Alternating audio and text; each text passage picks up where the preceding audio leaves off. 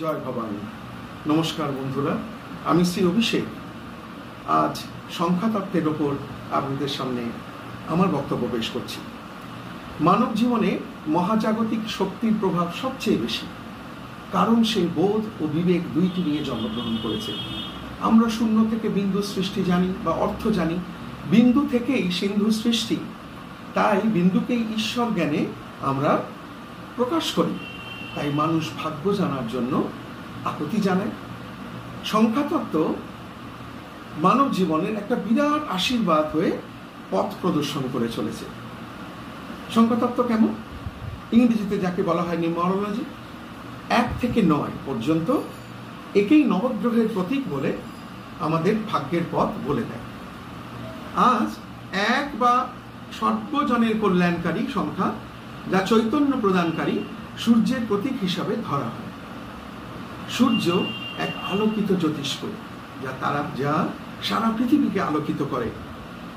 আজ তাহলে সেই জাতি, ধর্ম, বর্ণ নির্বিশেষে সংখ্যার উপর নির্ভর করে তার প্রভাব কিভাবে মানুষের উপর ফেলে সেইভাবে আপনাদের জানাচ্ছি। যে কোনো মাসের 1, 10, 19, 28 জন্ম হলে যে কোনো জাতক জাতিকার এক সংখ্যার বা সূর্যের প্রকট তেজ তার মধ্যে থাকে। বন্ধুত্ব বা প্রণয় তার সঙ্গে হয়, 1, 2, 4, 5, 7 সঙ্গে হয়, ভীষণ ভালোভাবে হয়। এক সংখ্যা ঈশ্বর সদৃশ, তাকে বলা হয় গডহেড। ঋদ্ধি, সিদ্ধি, শক্তি, প্রাণ শক্তিতে ভরপুর, দৃষ্টি শক্তি সম্পন্ন সাধক, শিক্ষক, গুরু, ওকালতি বা ডাক্তার হতে পারে।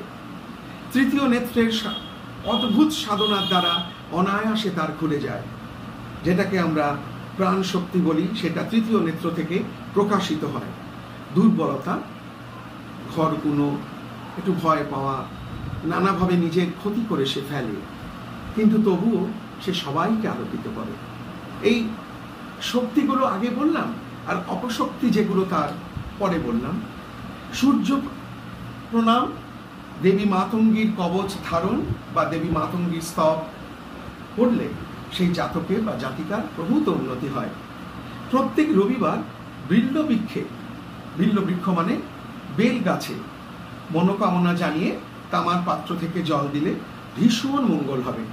বাড়িতে সূর্যের ছবি পূর্ব দিকের দেওয়ালে লাগাতে হবে, অর্থাৎ পূর্ব দিকের দেওয়ালে লাগালে সূর্যদেব যে ছবিটি লাগালেন সেটি যাতে পশ্চিম দিকে মুখ করে থাকে সেটা দেখবেন, এবং আশ্চর্যজনকভাবে আপনাদের অনেক পরিবর্তন আপনারা বুঝতে পারবেন।